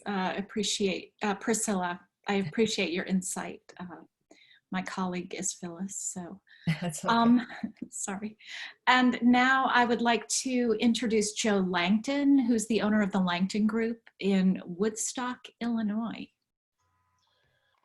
Hello, everyone. First, I want to thank Dan and Jamie for inviting me to spend my time in great company tonight. So I appreciate that. Just to say real quick, I own Langton Group Landscaping, which is the company that puts these out. One of the things with the slide, you're going to see a lot with AOS, which is the company that really focuses on the battery and electric with the robotic lawnmowers. Got a franchising opportunity that's turned out from this. We are looking to go national. And lastly, I have a podcast called Automating Success Show that I do with my daughter. And it's really special to me that I do that because she's 20 and the younger people really embrace this technology. And one of the things in our industry that seems to be lacking, there's really not a lot of women in this industry, especially when it comes to grounds maintenance.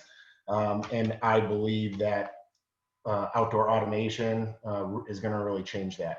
So anyway, so to the slides now that I have. So this is right off our website. We started working with Dan at AGSA because we found that we really wanted to start to have a third party verifying the amount of carbon footprint reduction we had going. It's part of our marketing program, and it's part of what we offer other landscapers in the industry by working with automated outdoor solutions. Being a landscaper myself, we have 290 employees in peak season. And one of the things that keeps us from expanding our market share is the lack of people that want to do landscaping. Point blank, our high schools are not kicking or educating kids and telling them to leave school and go sit on a lawnmower. This is just not happening anymore, especially in the private sector. So we started calculating what we've saved. So far, we're over 100,000 pounds of carbon reduction with the landscapers we're working with in my own landscape company. If you want to go to the next slide. So, this is what I'm finding. When I'm talking to landscapers, my goal and vision is to convert their current book of business to robotic. So what we do is we identify that the customer is expecting clean cut lawns without thatch weekly. The consumer is price driven, but they always demand quality. It's going to keep the commercial contractor from achieving what will keep it: employee attendance issues, rain, operational backlogs, breakdowns, fluctuations in fuel cost, and travel time. What the last speaker just brought up, traveling from site to site. What we found is by providing stationary robotics that we leave at the customer's house in an extended service agreement, this takes care of a lot of those issues. To put it bluntly, I'm putting clones out on every piece of property that is always there. So the future gives the consumers what they expect while helping the contractor overcome all the above obstacles. Next slide, please. So one of the things that I found that we deal with in the private sector is in backlogs, environmental pressure, right? So one of the things that I've always hated hearing is when I hear people say their landscapers are unreliable. If I get a call and somebody wants to replace their landscaper and I ask them why, they say they're unreliable. I ask why, and they typically tell me, well, my mow day is on a Thursday, but they show up on a Saturday, and that really upsets me. I actually end up probably helping that contractor keep the account when I explain to them that if it rains on a Monday and a Tuesday and commercial contractors have to mow 5 days a week, that only gives us 2 days to make up time. Typically, I do a better job apparently than others when I explain this to my customer. But what auto mowers do is they mow in the rain. There's no travel time. There's no fluctuations in fuel costs. They don't clump. There's not any emissions. And like I said before, they're scalable clones. One of the things that I've always said when I get fired by a customer, because every business gets let go, I explain to them that if I could clone 50 of me, they likely would not fire me. Well, now I say 200 of me because I have more employees. When I first got into robotics, this is important to know, my brother was not, I own the company with my brother, John. He was not in it like I was. And we went to the customers that let us go and asked if I put a robot out on their property, if they would be willing to try us out again, because it was a clone. They tried it, and those are customers in long-term service agreements with us now. Next slide, please. So, you know, one of the things that I like to bring up is pricing structure for the commercial contractor. So, you know, typical pricing for us in the Chicago market, like I said, I'm Northern Illinois, we have about a 100-mile radius, is $40 to $50 per acre. That's going to include their weekly line trimming. We're running on 28 to 30 mows a year. The one thing that ends up happening is in those service contracts, we don't have the ability to charge, you know, guys, excuse me, for some reason my dog is trying to get in and he's just whining at the door. I just, hold on 1 second, I'm sorry. I really apologize, but it was distracting me so badly, I apologize. So one of the things that I like to talk to contractors about, and honestly, with all the government municipal stuff on here, it's something that I think you'll all appreciate when you're thinking about robotic mowing, is during the rainy season, grass grows much quicker. And what we find is to get rid of those clumps or to eliminate the need for taking the grass away is we mow 2 or 3 times. The customer, it just expects the clumps to be gone. So we're over mowing. This is increasing to additional carbon footprint. We're spending more gas, more time, spewing more emissions into the air. So I'll answer that question later. So anyways, so multiple mowings during the rating season, we don't have to do. Customer complaints from clumping goes away. Customers complaining in the dry season, asking for mowing credits. We don't have to do that anymore because the robot stays on site. And usually with commercial contracts, we only had a 1-year agreement. So I'd have to spend a lot of time and money to have us renew yearly contracts. With the use of robotic lawn mowers, we can eliminate that because we are leaving the mower with the customer in a service agreement. So with the new, you can kind of see the bullet point just to move through faster. All we do with us is if somebody wants to do something or do this model, we basically set up in a 4-year agreement. And if, as long as they don't cancel, they just pay us monthly. If they cancel, we do charge them the installation charge because the wire stays in the ground with the customer. Next slide, please. So why AOS and not direct to the manufacturer? So we specialize in battery equipment. We have Husqvarna, Ambrosio, Left Hand Robotics, Swazi. We even have robotic field stripers now that are all electric. They can stripe a football field in 22 minutes. So this is what we're passionate about. This is what we specialize in. So we install everything that we sell. Robotic lawnmowers do need to get installed. We train people if they want to do their own installs. We can rent cable layers and ship them out. We offer loaner auto mowers. So auto mowers are meant to mow daily. So if a mower goes down, you can't wait a week to fix it. So we offer loaners to our customers. We monitor your fleet for additional charge. So there's fleet monitoring on all of these. They're all GPS, so we can basically tell you where your mower is at any given time. We offer extended warranties. We help people get the financing, and we also are the warranty repair service provider for those manufacturers.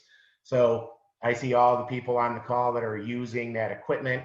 We have the ability to service all that Husqvarna battery equipment that I see on there. That's what makes us different. Next slide, please. So one of the things that I always like to talk about is people are always thinking that by us doing robotics, we're killing jobs. And I actually think that's so opposite. This is an emerging market, so we're actually creating jobs. We're creating robotic lawn mowing technicians. Those technicians maintain the mowers, they monitor the fleets, and sorry, there's some weird feedback.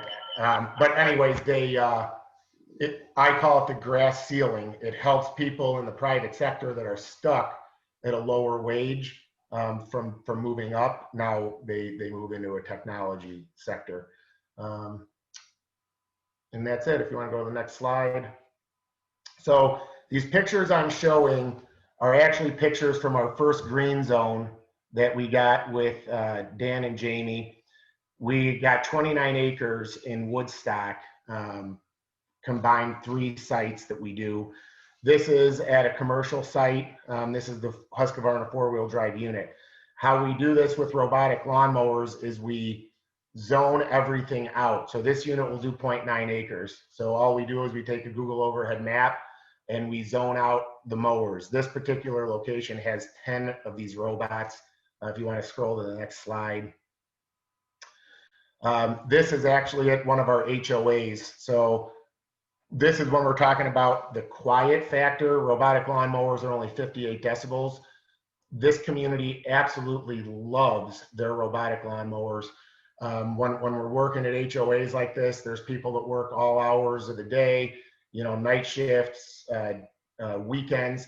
So they come to their property, it's mowed every day. So the grass is never over, in this case, 2 and 3/4 inches. I think we keep it at. Every day it's mowed quietly. They charge for 2 hours, or run for 2 hours, charge for 1, and they just do that in a continuous cycle. Next slide. As you can see, this is another picture of the 4-wheel drive unit. We basically size the units and we figure out what degree of slope. So that unit there can mow a 70-degree slope. Any of these municipal people on this call, if you have any hills that are difficult to mow, I urge you to try the 4-wheel drive robotic electric lawnmowers. Next slide. This is something that we developed on our own. So I actually went to college for small circuit and analysis, electrical, and I just have flourished as a business owner. But I came up with this solar solution that's 275 watt solar panels with 3 sealed gel batteries and sine wave inverter. It's pretty simple, but that setup runs 2 robots completely off grid. I'm not plugging into anything. I don't need any power source. When I set these up, I can set those solar panels out and the mower's out mowing. It can be cloudy for 4 days, and I have enough storage in those 2 boxes that you kind of see in the background to run a mower for 4 days. If it's cloudy for more than 4 days, of course, I lose the mower, but typically I've not seen it cloudy for more than 5 days in Illinois. And it's something to be said, Illinois is one of the worst spots, and NASA confirms this, for solar energy. It's cloudy here a lot, more than people even realize. I think like Washington, they make it sound like it rains there all the time to keep people from moving, but I can tell you it's cloudy in Illinois a lot more than people think, and those solar systems work. And then I don't know if that's the last slide. Is there one more? So this is just another example. That's a high cut unit. The high cuts can mow up to 3.6 inches. Like I said, we carry all sorts of robots, but I have to tell you, I really believe in the Husqvarnas. We have 150 of them. I believe we might have one of the largest robotic fleets in the country right now that's just unadvertised. But they're almost all Husqvarna, and we absolutely love our Husqvarna automowers. Is there another slide after this? No, so that's it. So that's what I have for everybody. Like I said, I'm ecstatic to be a part of this. All of my green zones, I am using battery equipment. One thing I do want to comment on, especially for the speaker that was just on about the Tesla trucks, we actually charge all of our battery equipment from site to site using an inverter and taking the power that the vehicle makes and just converting it from 12 volts to 110 volts. With the quick chargers, typically we can charge while driving from site to site and always have charged batteries on the trailers. So that's it. Thank you so much, Joe. Interesting to hear about that technology and to imagine, you know, what our town greens will look like in the future. And now I think instead of taking questions as planned, we'll let you pose questions, you know, either in the chat, continuing to do that, or post workshop. We're going to go to Dan for the demonstrations, and right after that, I promise we'll do the raffle for the piece of equipment. So Dan. Okay, all right, we're back, and I'm here with George Koretz at his shop. It is getting late. We're basically going to do a visual introduction of some of the tools that George uses and then others that are used in green zones. Whatever is not here, I want to let all the reps know and everybody know that, of course, we're going to be at Lincoln Park in Lexington on Friday. We hope you will attend because there'll be a full spread there for everybody to see. So George, if you can help me out here. George is going to follow me around.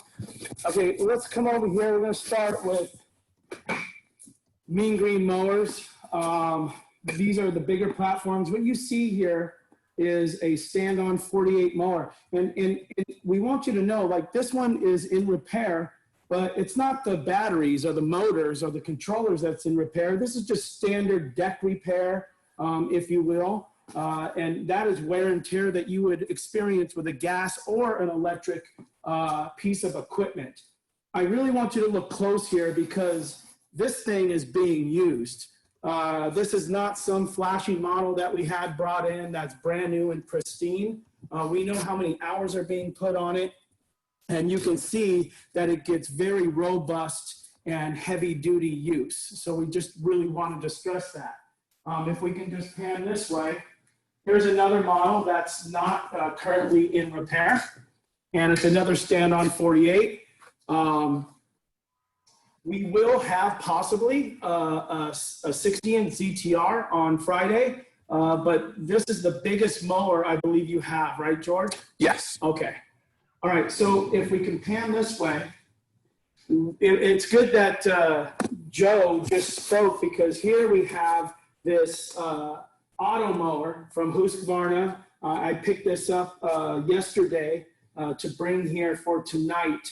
And I have to tell you, AGSA has vetted this technology. We have installs at a school system that we've done green zoning on their high school campuses. We have installs at that green zone project and also USC.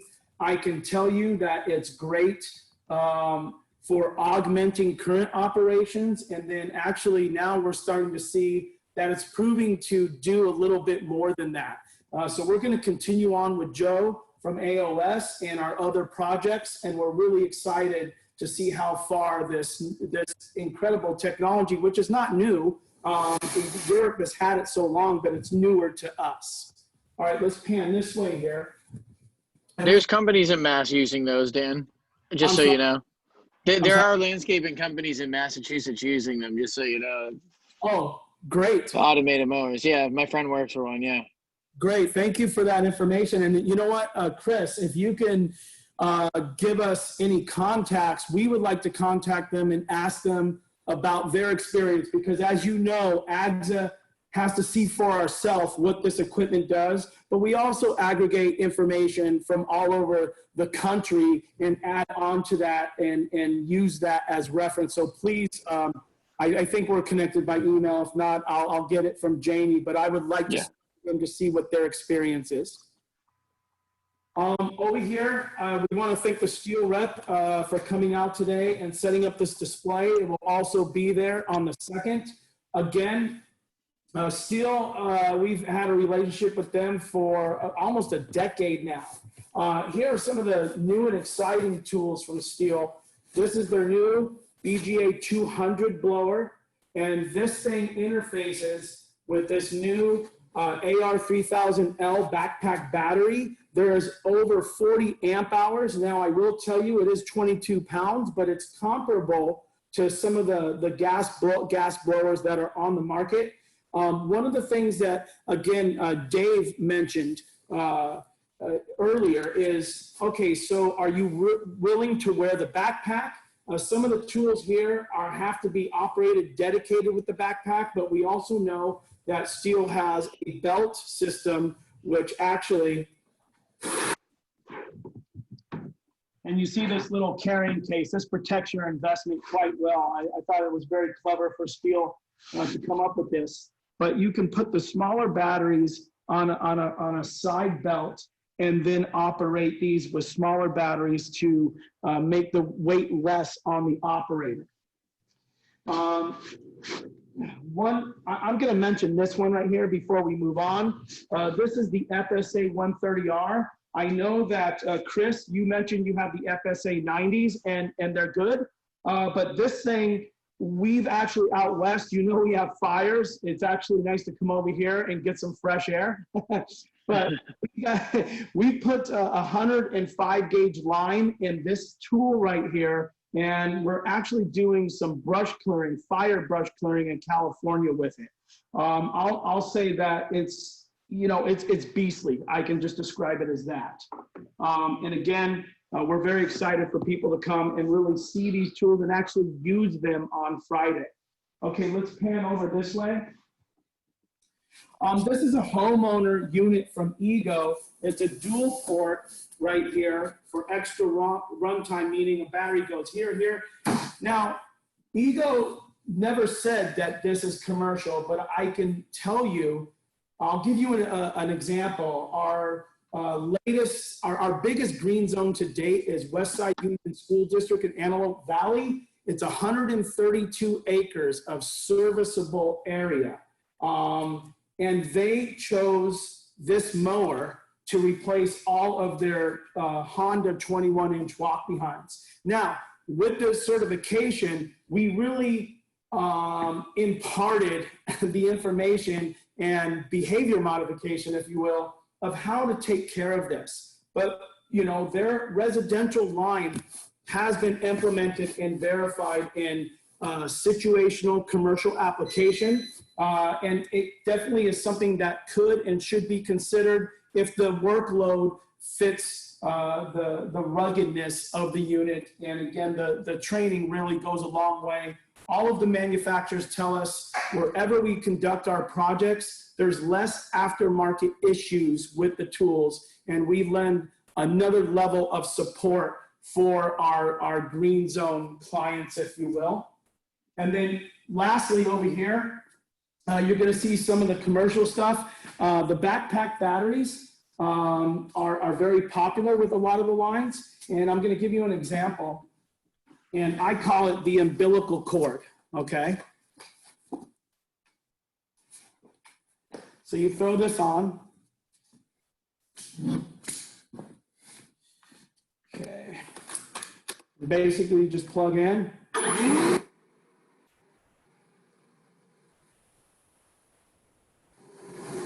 And you're going. Now, there are other models, like Oregon has their backpack blower, and Husqvarna does, where it's more like a gas design. It's not the umbilical cord. We call this the umbilical cord. there's different preferences. You might have crew members that like this. Some of the feedback that we get from the umbilical cord style that Steel has and Ego has is they can go from hand to hand and they can be more nimble when putting things in a pile. And again, the technology is actually creating new techniques. Literally, it's evolving real time right in front of us.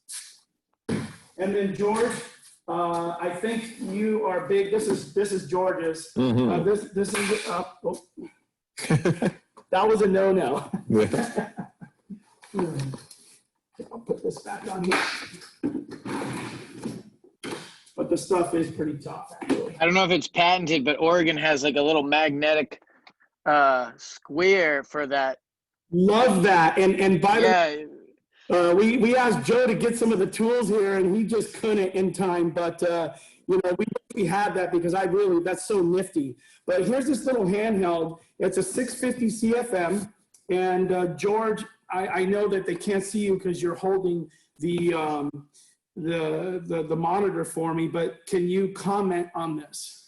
Yeah, that's been one of the top blowers that we've been actually using and everything. It's nice that they accept small batteries as well, because it's been especially great with like garden bed crews and other things. It's powerful enough to pick up mulch and other things like that, or deal with like slightly frozen leaves.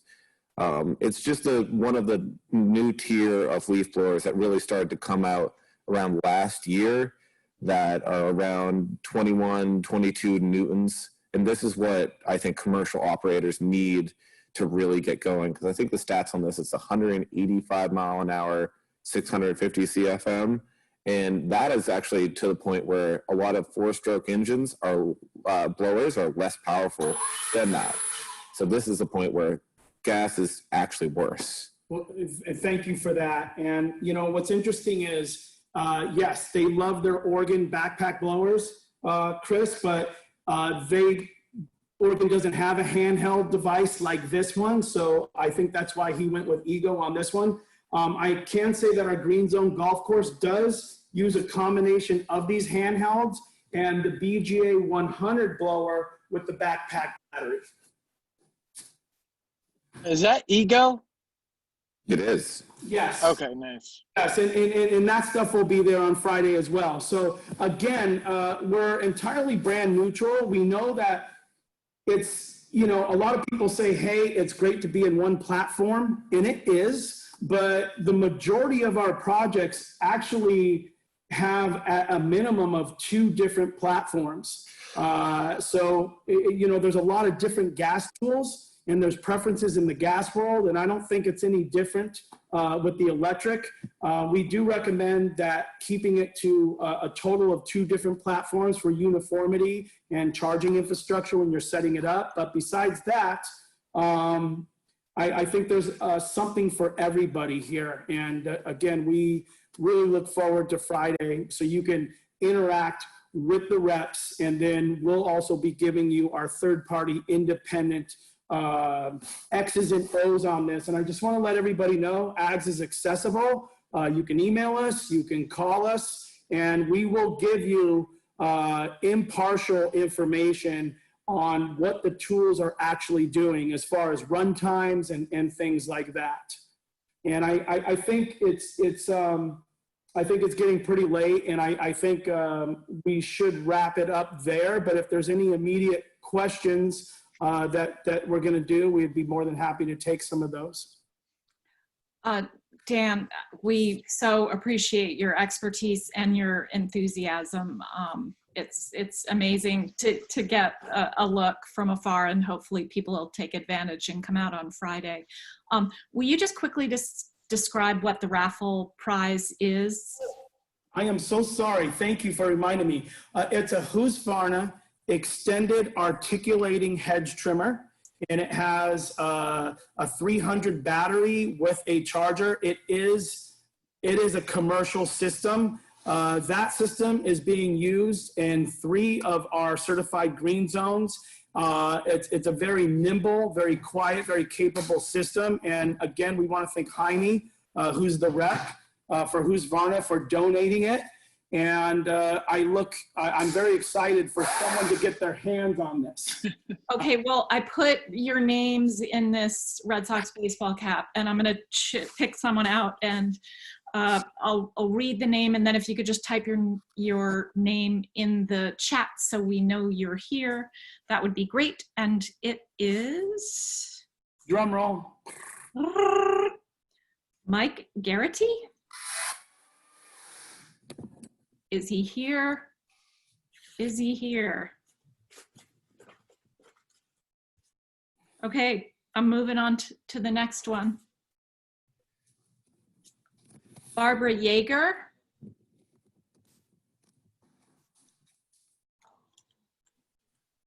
Okay.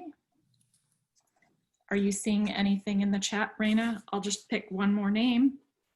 I don't worry about it. Nicholas Klein. Okay. Wait, I think we have a winner. I think next year. Yeah.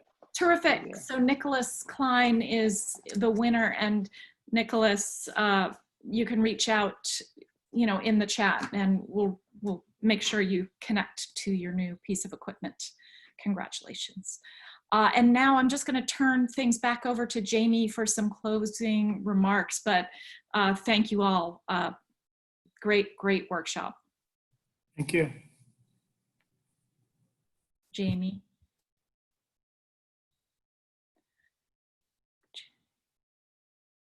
Jamie, make sure you're off mute. Yes, I'm unmuted now. Okay, great. Okay, let me just. Well, first I want to thank everybody that is still on this call for hanging in there. It's not so easy to run a workshop like this, an extended workshop, and have it go smoothly, but I think this one went relatively well, and we're not too far over our deadline. I just wanted to leave everybody with some closing remarks. It's always nice to have some thoughts and things to do before we leave. So as has been mentioned multiple times, Demo Day is on Friday in Lexington at Lincoln Park. If you have not received a link to register for Demo Day, please enter your name and email in the chat. We'd be happy to send it to you. Again, all COVID regulations will be followed. Bring your mask if you intend to come. You can invite staff to that event as well. The MAPC Technical Assistant Grant request. We are asking community DPWs for support in the Boston metropolitan area. This is absolutely no obligation. It's a letter of support template that Dave Pinsino has and can send out, and it simply asks you to support the concept of a tool barn, a training program, and a bulk purchasing program for the kinds of equipment that you're seeing here. The other thing is that we'd like people to be aware that as the year progresses, we think first of the year, there's going to be an online professional certification course, additional workshop training, specialty workshops, and so forth. So keep an eye out for those. And we would love for people to be part of a regional group, helping to make Massachusetts a leader and New England a leader in this. One thing I did not show on my presentations was all of the emissions that are being produced within our state from gas-powered lawn and garden equipment. And if we really do get something going here, we could make some very, very substantial improvements in air toxics as well as greenhouse gases. And then again, whether it's MAPC or it's other private arrangements, supporting, asking for bulk purchasing arrangements, education and training, and other kinds of financial incentives that can help landscapers, agencies better afford this more expensive equipment. Battery prices are coming down, but it is still more costly than gas, and it's over time that you see that return on investment and ultimate savings. So getting some help in the upfront investment is important. And with that, again, thank you to everybody. We're so excited that so many of you were able to join, and please do stay in touch, and we hope to see you on Friday. So have a good night and look forward to that. Good night, And all. Trish,